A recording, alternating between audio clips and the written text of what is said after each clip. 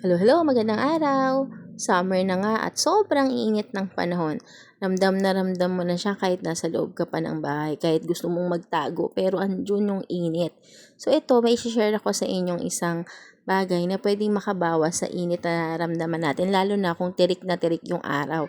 Ito yung tinatawag na sunshade net outdoor. So ano bang ginagawa niya?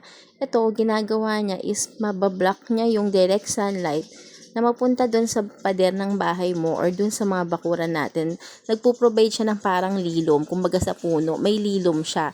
So ayan, yung nakikita nyo, ayan yung lilom na napro-provide niya kasi diretso siyang natatamaan ng sikat ng araw. So nung nilagay nga namin to doon sa bahay ng sister ko, is medyo nabawasan talaga yung init na nararamdaman nila. So hindi naman totally mawawala, pero malaking kabawasan dun sa init na nagdediretso dun sa pader nila. So, kung gusto nyo siya, pwede nyo i-consider, i-check nyo na lang sa comment section kung saan ko siya nabili.